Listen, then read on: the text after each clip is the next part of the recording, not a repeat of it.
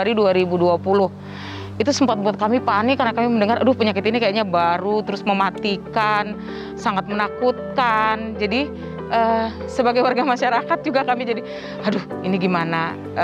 Di samping itu kami juga adalah aparat pemerintah yang harus tetap kuat, terlibat. Jadi memang kita langsung, bagaimana ini cara pencegahannya. Waktu itu di Sorong, di kota Sorong, belum terlalu gencar, belum ada kami yakin, Sorong pasti aman deh, karena ini masih di wilayah barat, Sorong pasti aman. Mengapa saya terlibat di Satgas? Karena setiap saat saya harus memberikan informasi ke Pak Wali Kota terkait dengan perkembangan kasus dan lain sebagainya, saya harus tetap memberikan informasi.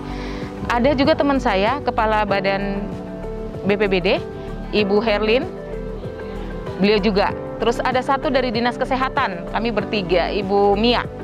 Kami memang cukup kompak gitu untuk semua kasus yang terjadi atau setiap permasalahan yang terjadi, untuk khususnya penanganan COVID ini. Jadi banyak cerita, banyak pengalaman, banyak masalah yang kami hadapi di lapangan itu cukup banyak. Itu waktu awal mula penanganan COVID ini. Di rapidnya waktu itu masih rapid yang antigen itu, terus dia positif. Nah, ketika dia dijemput oleh pihak Nakes, itu Nakes pakai APD lengkap.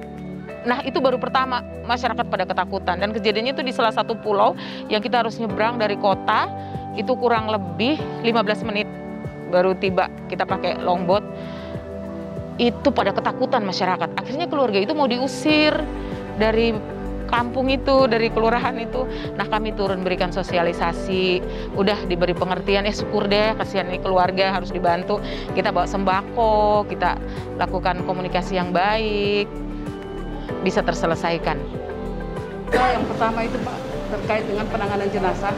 Itu jenazah pertama yang kami harus makamkan itu Pak, itu pada siang hari. Dan itu terjadi penolakan warga sekitar karena memang jalur menuju ke TPU itu melewati pemukiman. Itu warga menolak Pak, sampai akhirnya saya harus berkomunikasi dengan Ibu Eda untuk meminta pengamanan dari pihak kepolisian, karena pada saat itu warga tidak mau jenazah dimakamkan atau tidak. Tapi kami bersyukur bahwa dengan memberikan pemahaman kepada warga, akhirnya pemakaman dapat kami lakukan Pak. Saya harus berbicara dengan masyarakat, meyakinkan mereka bahwa ini tidak akan berpengaruh sama sekali dengan masyarakat. Tapi akhirnya dengan dialog, dengan sosialisasi, dibantu teman-teman Dinkes, akhirnya sekarang TPU kami sudah menampung kurang lebih sekitar 96. Sesudah itu tidak pernah ada masalah? Sudah tidak ada masalah lagi Pak Menteri. Ya. Terima kasih. Kemudian pengalaman kami tahun lalu sekitar bulan Mei, ada pasien di salah satu pulau yang terkonfirmasi positif. Saat itu petugas kami ke sana untuk menjemput pasien untuk membawa ke tempat karantina. Sehingga Bapak Wali menyiapkan sembako, kami tim untuk mengantar sembako ke pulau, membagi ke keluarga yang positif dan kemudian keluarga semua warga di pulau itu. Setelah kami mau pulang, ternyata longboat yang kami tumpangi karam di laut.